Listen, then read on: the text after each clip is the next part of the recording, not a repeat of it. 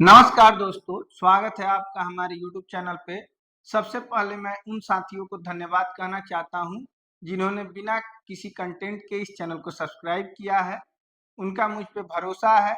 मैं प्रयास करूंगा कि मैं उनके भरोसे पे खरा उतरूं। इस चैनल के माध्यम से मैं आपको करंट अफेयर और मैथमेटिक्स पढ़ाऊंगा। आज हम लोग इस वीडियो में करंट अफेयर्स देखेंगे। प्रत्येक दिन आपको मैं करंट अफेयर का एक वीडियो दूंगा और 1 या 2 दिन के अंतराल पे मैं मैथमेटिक्स का भी एक वीडियो आपको जरूर दूंगा। ठीक है। मेरे 2 मित्र हैं जो कि इस चैनल के साथ जुड़ने वाले हैं। वे अपने विषय के साथ जुड़ेंगे तो मैं उनका भी परिचय आपके साथ जरूर कराऊंगा। अगर आपने इस चैनल को सब्सक्राइब नहीं किया है तो प्लीज इस चैनल को सब्सक्राइब कर लीजिए। भाई जी की पाठशाला चैनल को शेयर करिए ताकि और लोग भी हमारे साथ जुड़ सकें। इस वीडियो में हम लोग करंट अफेयर्स के बारे में पढ़ेंगे, लेकिन उससे पहले राष्ट्रीय ध्वज के बारे में थोड़ा सा डिटेल में देखेंगे।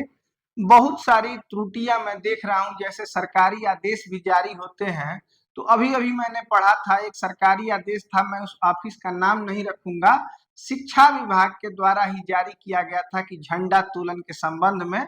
तो ये पता होना चाहिए कि झंडा तोलन क्या होता है, ध्वजारोहण क्या होता है।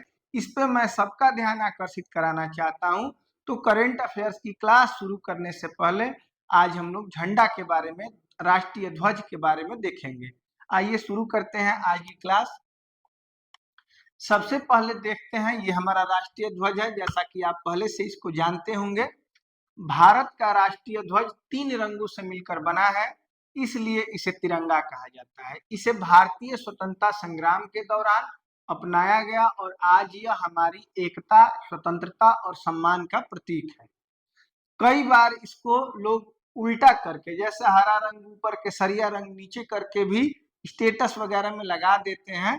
तो इसको ध्यान में रखना है। आज मैं इसके बारे में आपको डिटेल बताऊंगा ताकि आपसे छोटी गलती ना हो। ठीक है। तो इसका सम्मान करना है क्योंकि ये हमारे एकता, स्वतंत्रता और सम्मान का प्रतीक है। सबसे पहले ये जानते हैं कि इसे कब अपनाया गया था। तो अपनाने की तिथि अगर देखेंगे तो 22 जुलाई 1947 को भारत के संविधान सभा ने राष्ट्रीय ध्वज को अपनाया। अब तक कई परीक्षाओं में ये पूछा जा चुका है कि राष्ट्रीय ध्वज को कब अपनाया गया था। तो आप इस डेट को याद रखिएगा, 22 जुलाई 1947। ठीक है। इसे पिंगली वेंकैया ने डिजाइन किया था। इसे पिंगली वेंकैया का नाम आप याद रखेंगे, ये भी परीक्षाओं में बराबर पूछा जाता रहा है। ठीक है। चलिए आगे देखते हैं, ध्वज की बनावट कैसी होती है। तो राष्ट्रीय ध्वज आयताकार होता है, जिसकी लंबाई और चौड़ाई का अनुपात 3:2 होता है। ठीक है। 3:2 में, मतलब कि लंबाई अगर 3 फीट है तो चौड़ाई 2 फीट होनी चाहिए। 3 मीटर लंबाई है तो 2 मीटर चौड़ाई होनी चाहिए। ठीक है, इसी अनुपात में होना चाहिए। ऊपरी पट्टी हमेशा याद रखिएगा। देखिए, हरियाली का मतलब खेत से है, तो खेत तो जमीन को कहते हैं, तो जमीन मतलब नीचे की तरफ हरा रंग होता है, ध्यान रखेंगे। सबसे ऊपरी पट्टी केसरिया, अंग्रेजी में कहे तो सैफरॉन रंग, साहस का मतलब करेज का, बलिदान मतलब सेक्रीफाइस और त्याग का प्रतीक है। ठीक है। तो आपसे पूछा जाए कि केसरिया रंग क्या दर्शाता है, तो साहस, बलिदान और त्याग। मध्य पट्टी मतलब बीच में जो पट्टी है, यहाँ देख रहे हैं, ये सबसे ऊपर केसरिया रंग है, बीच में सफेद पट्टी और नीचे हरा रंग है। तो हम लोग मध्य पट्टी की बात करें तो सफेद रंग जो है ये शांति का प्रतीक है, सत्य का प्रतीक है और पवित्रता का प्रतीक है। ध्यान रखेंगे इस बात को कि सफेद रंग शांति, सत्य और पवित्रता को दर्शाता है। निचली जो पट्टी है, हरे रंग की पट्टी है, यह रंग समृद्धि को, जीवन को और कृषि का प्रतीक है। ध्यान रखेंगे कि हरा रंग जो है समृद्धि, जीवन और कृषि का प्रतीक होता है। आगे चलते हैं। इसमें आप ये देख रहे हैं, इसको, ये चक्र है जो, ये अशोक चक्र मध्य सफेद पट्टी में गहरे नीले रंग का अशोक चक्र होता है। ये जो रंग है ये नीला होता है, इसको आप ध्यान में रखेंगे। यह चक्र सारनाथ के अशोक स्तंभ से लिया गया है। ये चक्र कहाँ से लिया गया है, तो अशोक स्तंभ अगर आपने देखा होगा तो उसमें भी ये चक्र है। इसको वहां से लिया गया है। इसमें 24 तीलियां होती है जो प्रगति और निरंतर गति का प्रतीक है। मतलब अगर पूछा जाए कि चक्र किसका प्रतीक है तो आप बताएंगे कि निरंतर गति का और प्रगति का चक्र प्रतीक है। और तीलिया अगर पूछा जाए कि 24 तीलिया किसका प्रतीक है तो ये मानव के गुणों का प्रतीक है, मानव के गुणों का प्रतीक है। ठीक है, तो ध्यान रखेंगे इसके बारे में। आगे चलते हैं। विशेष दिन, इसके लिए विशेष दिन कौन सा पहले था, अब कोई दिन विशेष नहीं है ध्वज के लिए, लेकिन इसके बारे में भी जानते हैं। राष्ट्रीय ध्वज को आधिकारिक रूप से इन खास मौकों पर बड़े स्तर पर फहराया जाता है। बड़े स्तर का मतलब कि कोई भी सरकारी कार्यालय नहीं है जहाँ पे ध्वज का प्रयोग कल नहीं किया जाएगा। मतलब इन अवसरों पे किन किन अवसरों पे, तो 26 जनवरी जो कि गणतंत्र दिवस होता है, रिपब्लिक डे, 15 अगस्त मतलब कि स्वतंत्रता दिवस, इंडिपेंडेंस डे, और ये 2 अक्टूबर को गांधी जयंती। ये 3 हमारे राष्ट्रीय पर्व है। राष्ट्रीय पर्व कौन से हैं, तो ये 15 अगस्त को स्वतंत्रता दिवस, 26 जनवरी को गणतंत्र दिवस और 2 अक्टूबर को गांधी जयंती। इस दिन हमारे देश का संविधान लागू हुआ था, गणतंत्र दिवस के दिन। स्वतंत्रता दिवस के दिन हमको माने हमारे देश को आजादी मिली थी, और गांधी जयंती के दिन गांधी जी का जन्म हुआ था। ये 3 पर्व हमारे राष्ट्रीय पर्व हैं, और इस अवसर पे राष्ट्रीय ध्वज आधिकारिक रूप से बड़े स्तर पे फहराया जाता है। ठीक है, सरकारी भवनों पर और विशेष अवसरों पे। देखिए 2002 से पहले, ये बहुत इंपॉर्टेंट बात है, 2002 से पहले आम नागरिक केवल विशेष अवसरों पर ही ध्वज फहरा सकते थे, लेकिन 2002 में कानून में बदलाव हुआ और अब हर नागरिक पूरे साल इसे सम्मान पूर्वक फहरा सकता है।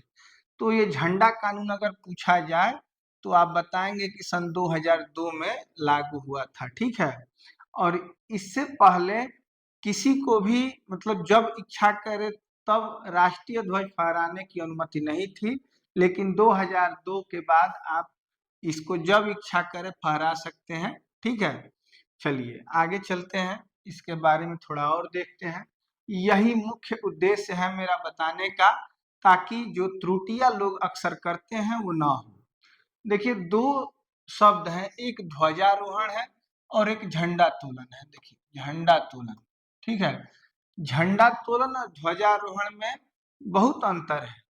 सामान्यतः हम लोग झंडा तोलन कब कहना है और ध्वजारोहण कब कहना है इस बात का ख्याल नहीं करते हैं, लेकिन मैं आपको इसके बारे में आज डिटेल बता रहा हूँ। ध्वजारोहण का मतलब है झंडे को नीचे से ऊपर चढ़ाकर फहराना। आरोहण का मतलब होता है चढ़ाना। आरोहण का मतलब क्या होता है, चढ़ाना। मतलब जैसे कि देखिए 15 अगस्त को हमारा देश आजाद हुआ, तो उस समय भारत में ब्रिटेन का शासन था, और झंडा उस समय किसका लगाया गया था, तो ब्रिटेन का झंडा लगा था पहले से। और जब हमारा देश 15 अगस्त 1947 को आजाद हुआ तो सबसे पहले ब्रिटेन के झंडे को नीचे किया गया और अपने झंडे को ऊपर चढ़ाया गया। ध्यान रखेंगे 15 अगस्त के अवसर पे ध्वजारोहण किया जाता है। ठीक है, इसको इंग्लिश में हम लोग फ्लैग होस्टिंग बोलते हैं। क्या बोलते हैं, फ्लैग होस्टिंग। इसका मतलब ये होगा कि एक झंडे को उतार के अपने झंडे को ऊपर करना। तो उस समय जब ब्रिटेन का शासन था, उस समय ब्रिटेन के झंडे को उतार के अपना झंडा ऊपर किया गया।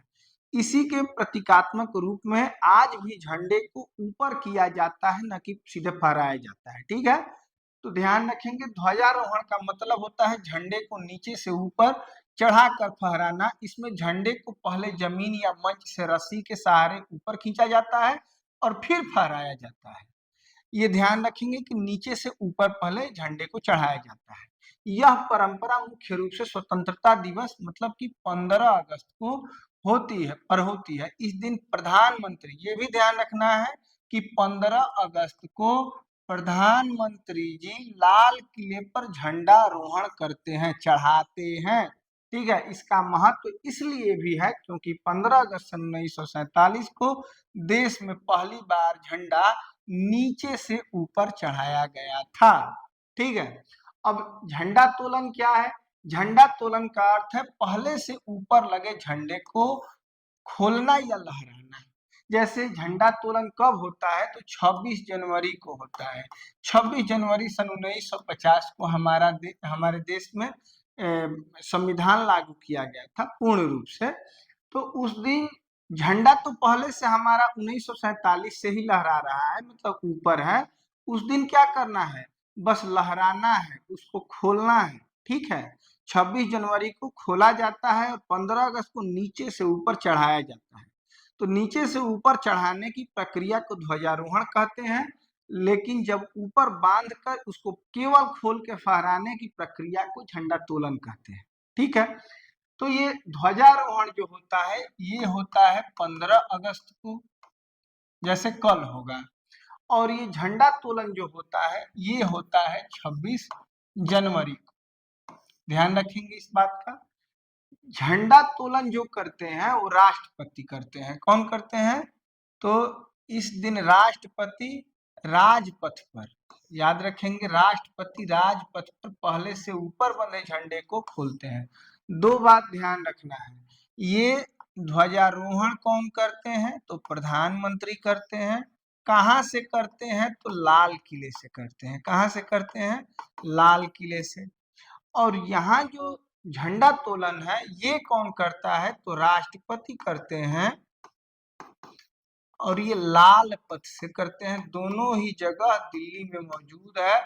तो ध्यान रखना है कि अगर कल के संबंध में हमें बोलना है तो हम उसको झंडा तोलन ना कह के ध्वजारोहण कहेंगे। ठीक है, मैंने कई सरकारी आदेशों में देखा है जहां झंडा तोलन कह के कल के समारोह को संबोधित किया गया है। ठीक है, तो ये बच्चों को भी बताना है, खुद भी समझना है, क्योंकि ये देश की गरिमा और सम्मान का विषय है। ठीक है, चलिए आगे चलते हैं। इसका ध्यान रखना है कि इसमें प्रधानमंत्री लाल किले से, इसमें राष्ट्रपति लाल पथ से। ध्यान रखेंगे इन बातों का। 26 जनवरी 1950 को देश को संविधान मिला था, तब तक झंडा स्थापित हो चुका था, इसलिए इसे केवल खोला जाता है। तो मैं अपने शिक्षक भाइयों से ये निवेदन करूंगा कि कल जहां कहीं भी आप अगर झंडारोहण करते हैं तो ये ध्यान रखिएगा कि ऊपर बांध के उसको खोलना नहीं है, बल्कि उसे नीचे से ऊपर की ओर पहले ले जाना है, चढ़ाना है,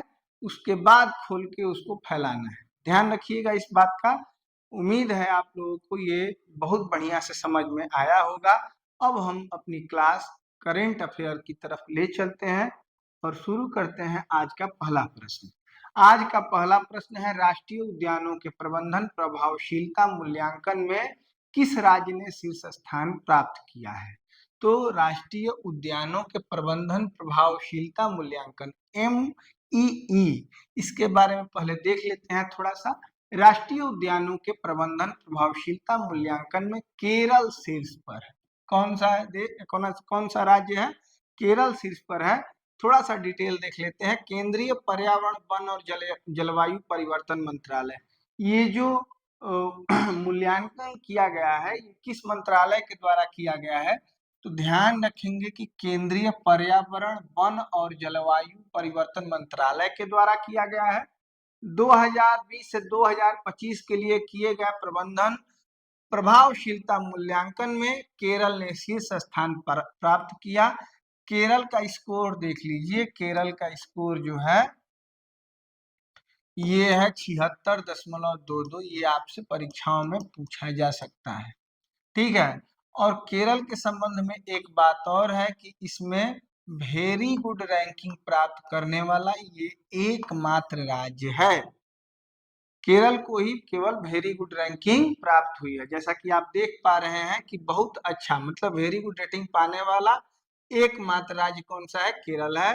कर्नाटक 74.24, पंजाब 71.74 और हिमाचल प्रदेश 71.36 अच्छा रेटिंग के साथ अगले स्थान पर रहे हैं। इसमें दूसरा स्थान कर्नाटक का है, तीसरा पंजाब का है और चौथा इसमें हिमाचल प्रदेश का है।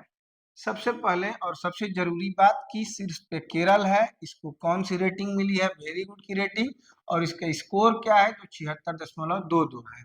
अब आइए देखते हैं प्रश्न को और पढ़ते हैं विकल्पों को। इसमें दिया गया कि राष्ट्रीय उद्यानों के प्रबंधन प्रभावशीलता मूल्यांकन MEE में किस राज्य ने शीर्ष स्थान प्राप्त किया? इसका सही जवाब होगा केरल। जब तक मैं प्रश्न को बता नहीं देता तब तक आप लोग कमेंट करके इस क्वेश्चन का आंसर दे सकते हैं। मैं आपके प्रत्येक क्वेश्चन को, प्रत्येक कमेंट को जरूर देखूंगा और उसका रिस्पॉन्स भी दूंगा। चलिए चलते हैं अगले क्वेश्चन पे। World super kabaddi league WSKL का पहला संस्करण कहाँ आयोजित किया जाएगा? इसका जवाब आप लोग देंगे, तब तक मैं आगे इस क्वेश्चन को बता रहा हूँ। वर्ल्ड सुपर कबड्डी लीग का पहला संस्करण दुबई में आयोजित किया जाएगा, ठीक है, और इसमें 30 देशों की भागीदारी होगी। 2026 फरवरी मार्च में इसका आयोजन होगा। ये दो बातें आपको याद रखनी है, ठीक है। अब इसमें आप इसका सही जवाब दे सकते हैं कि इसका सही जवाब सी होगा। World super kabaddi league WSKL, याद रखेंगे, सुपर कबड्डी लीग का आयोजन 2026 फरवरी मार्च महीने में कहाँ किया जाएगा? दुबई में किया जाएगा। तो मित्रों, इस चैनल के माध्यम से मैं आपको रेगुलर करंट अफेयर की क्लास कराऊंगा, उसके साथ कुछ ना कुछ विषय, जैसे आज मैंने आपको राष्ट्रीय ध्वज के बारे में बताया है, वैसे अगले क्लास में भी किसी एक विशेष विषय को भी बताऊंगा। साथ में 10 करंट अफेयर्स कम से कम करेंगे, जिससे मैं 10 करंट अफेयर्स के माध्यम से आपको कम से कम 50 क्वेश्चन तैयार कराऊंगा, ठीक है। आप लोग केवल जुड़े रहिए, इधर उधर की बात ना करते हुए सीधे हम लोग मुद्दे पे आते हैं। तीसरा क्वेश्चन देखते हैं। दुनिया का पहला जेट संचालित उड़ने वाला मानव जैसा रोबोट, ये आयरन कब, कब का मतलब होता है छावा। छावा मूवी आपने देखा होगा, इसमें संभाजी के बारे में बताया गया है, औरंगजेब की कहानी है। तो ये छावा का मतलब आयरन कब, लोहे का छावा, याद रखने के लिए मैं बता रहा हूँ। आयरन कब,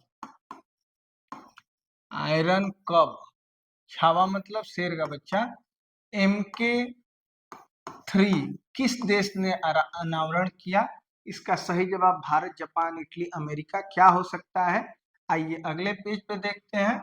सबसे पहले इसका दर्शन करिए, इस छावा का। ये मानव जैसा दिखने वाला उड़ने वाला रोबोट है, ठीक है। इटली ने आयरन कब MK3 का अनावरण किया। आपदा प्रतिक्रिया के लिए दुनिया का पहला जेट संचालित उड़ने वाला मानव जैसा रोबोट है। ये बहुत इंपॉर्टेंट है एग्जाम के लिए, आपको इसको ध्यान में रखना है, इसका नाम भी याद रखना है। आयरन कप का मतलब होता है लोहे का शेर का बच्चा। थोड़ा सा इसको अपने दिमाग में फिट करिए। इसका नाम MK3 भी है, ये ध्यान रखिएगा, ठीक है। किस देश ने इसको बनाया है? तो इटली ने बनाया है। ये पहला मानव जैसा उड़ने वाला रोबोट है, मानव जैसा दिखने वाला और उड़ने वाला रोबोट है। ये आपदा प्रतिक्रिया के लिए है, कहीं आपदा आए तो उसमें ये काम करेगा, ठीक है। चलिए आगे चलते हैं। आयु, अच्छा, प्रश्न का मैंने उत्तर नहीं दिया, तो इसका उत्तर क्या हो जाएगा? इटली इसका सही जवाब होगा, सी ऑप्शन में दिया गया है। चलिए आगे चलते हैं अगले प्रश्न पे। अगला प्रश्न है, आयुषी सेठी ने किस टूर्नामेंट में अपना पहला BWF वर्ल्ड टूर खिताब जीता है? आयुषी सेठी, सबसे पहले तो ये समझिए कि ये खिलाड़ी जो है किस खेल का है और ये किस प्राइज की बात हो रही है? तो BWF वर्ल्ड टूर खिताब की बात की जा रही है। किस टूर्नामेंट में इसने जीता है? आयुष सेठी है, आयुषी सेठी गलती से लिख दिया गया है। आयुष सेठी ने US ओपन 2025 में, याद रखेंगे, US ओपन 2025 में एक BWF सुपर 300 टूर्नामेंट जीतकर अपना पहला BWF वर्ल्ड टूर खिताब जीता, जिसमें उन्होंने कनाडा के विश्व नंबर 33 ब्रायन यांग को 47 मिनट के फाइनल में हराया। तो ध्यान रखेंगे, आप देख पा रहे हैं कि बैडमिंटन का खिताब है और US ओपन 2025 में इन्होंने जीता है। किसको हराया है? ब्रायन यंग को। सब नोट करना है, जीतने वाले जो है आयुष सेठी है, आयुष सेठी है, और हारने वाले हारने वाले जो है ब्रायन यंग है, हारने वाले ना कह के इसको उप विजेता कहा जाए, ब्रायन यंग। याद रखेंगे अगर पूछा जाए कि किस देश के हैं तो ये कनाडा के हैं। ठीक है, तो इसका सही जवाब क्या हो जाएगा? यूएस ओपन 2025 इसका सही जवाब हो जाएगा। ठीक है, आगे चलते हैं अगले क्वेश्चन पे।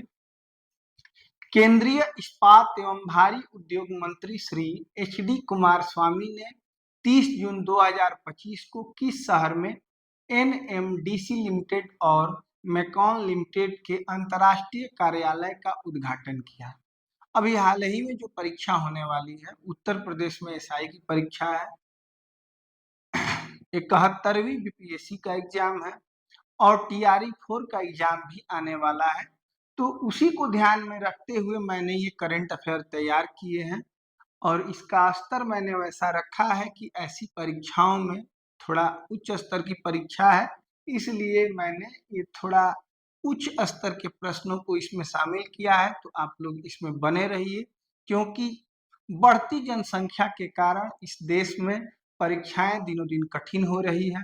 अगर परीक्षा के प्रश्न आसान कर दिए जाएंगे तो हो सकता है कि 100% भी कट ऑफ या मेरिट लग सकती है। ठीक है, जैसा कि आप लोग देख पा रहे हैं, जैसा कि एनटीपीसी रेलवे में रेलवे एनटीपीसी का एग्जाम हुआ था, उसमें इलाहाबाद जोन से 90 से ज्यादा कट ऑफ गया था आउट ऑफ 100। ठीक है, वैसे ही आप लोग एसएससी जीडी का एग्जाम देख रहे हैं, उसमें भी मेरिट बहुत जाता है।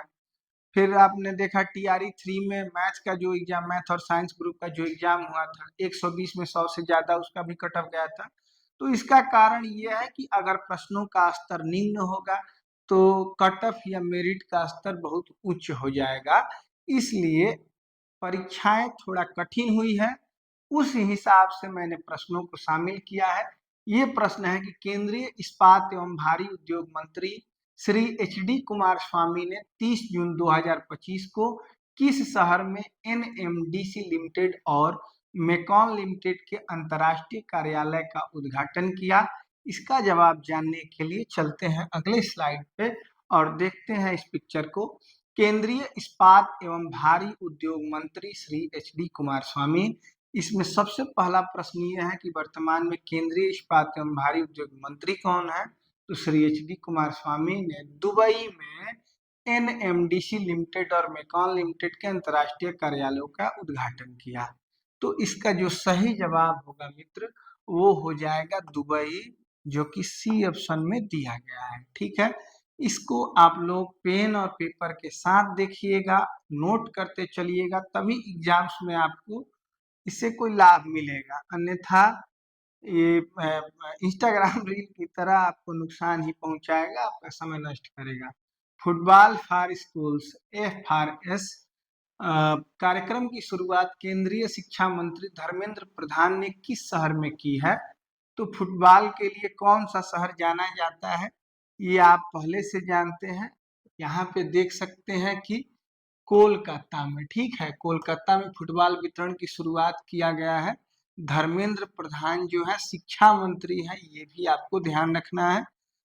तो फुटबॉल फॉर स्कूल, स्कूल के लिए फुटबॉल वितरण का कार्यक्रम कहाँ पे शुरू किया गया है? तो कोलकाता में, आप याद रखेंगे, ये ऑप्शन सही जवाब। अगले क्वेश्चन पे चलते हैं। अमित शाह ने श्री गोविंद गुरु विश्वविद्यालय में कितने करोड़ रुपए की परियोजना का उद्घाटन किया? तो इसको जानने के लिए चलते हैं अगले स्लाइड पे, देखते हैं अमित शाह जी को। ये है न्यूज की, अमित शाह ने गोधरा में श्री गोविंद गुरु विश्वविद्यालय में 125 करोड़ रुपए की परियोजना का उद्घाटन किया है। इसका सही जवाब होगा 125 करोड़। और ये भी पूछा जा सकता है कि 125 करोड़ की परियोजना जिसको दिया गया है वो गोविंद गुरु विश्वविद्यालय कहाँ है? तो गोधरा बहुत ही प्रसिद्ध जगह है जहाँ पे हिंदू मुस्लिम का दंगा हुआ था। ये जगह गुजरात के पंचमहल जिले में स्थित है। ये विश्वविद्यालय भी वहीं पे स्थित है। ठीक है, तो 125 करोड़ इसका सही जवाब होगा, जो कि बी ऑप्शन में दिया गया है। आगे चलते हैं अगले क्वेश्चन पे।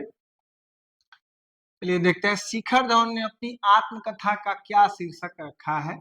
तो हालांकि आपने देख ही लिया होगा कि ये बुक कौन सी है शिखर धवन की, the one, cricket my life and more. इसका शीर्षक है द वन और नीचे ये भी लिखा है cricket my life and more. पूर्व भारतीय क्रिकेटर शिखर धवन ने अपनी आत्मकथा the one, cricket my life and more का विमोचन किया, जिसे ये भी इम्पोर्टेंट है कि हार्पर कॉलिंस इंडिया ने प्रकाशित किया है। किस पब्लिकेशन ने इसको छापा है, तो ये याद रखेंगे, हार्पर कॉलिंस इंडिया ने। और बुक का नाम क्या है, तो the one, cricket my life and more.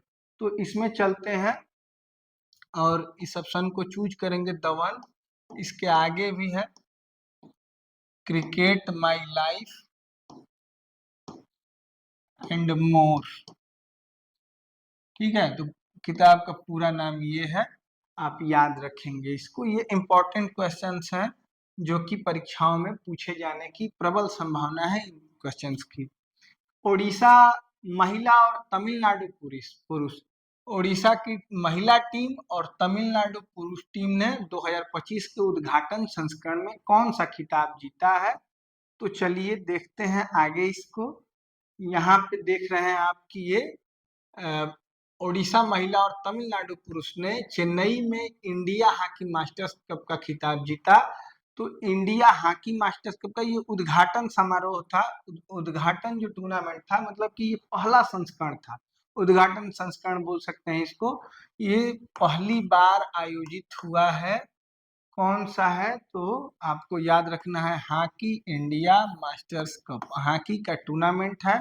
महिला और पुरुष दोनों टीमों के बारे में पूछा गया है। ओडिशा की महिला टीम और तमिलनाडु की पुरुष टीम इसमें विजयी हुई है। ठीक है, इसका आयोजन कहाँ किया गया था, तो इसका आयोजन हुआ था चेन्नई में। ठीक है, चेन्नई में इसका आयोजन हुआ था। इसका सही जवाब ए होगा। ध्यान रखेंगे कि इसका आयोजन कहाँ हुआ था, यहाँ देख सकते हैं आप, चेन्नई में हुआ है। ठीक है, ओडिशा हॉकी एसोसिएशन और तमिलनाडु, देखिए याद रखेंगे, ओडिशा की महिला टीम, ओडिशा की महिला टीम जीती है और तमिलनाडु की पुरुष टीम जीती है, तमिलनाडु की पुरुष टीम जीती है। हॉकी का ये पहला टूर्नामेंट था जो कि चेन्नई में आयोजित किया गया था। ठीक है, मास्टर्स कप 40 वर्ष से अधिक आयु के पुरुष खिलाड़ियों के लिए था और महिलाओं के लिए आयु 35 वर्ष से अधिक था। ये भी प्रश्न पूछा जा सकता है कि इस कप में पुरुष खिलाड़ियों की आयु सीमा क्या निर्धारित की गई थी, तो इसमें 40 साल से अधिक के ही खिलाड़ी खेल सकते थे और महिलाओं के संबंध में पूछा जाए तो 35 साल से अधिक के खिलाड़ी इसमें खेल सकते थे। ठीक है मित्रों, इसी क्वेश्चन के साथ इस वीडियो को समाप्त करते हैं। उम्मीद है ये सेशन आपको जरूर पसंद आया होगा। अगर आपको ये सेशन पसंद आया हो तो वीडियो को लाइक करें, चैनल को सब्सक्राइब करें, अपने दोस्तों में शेयर करें। मिलते हैं आपसे अगले वीडियो में, तब तक के लिए नमस्कार, शुभ रात्रि।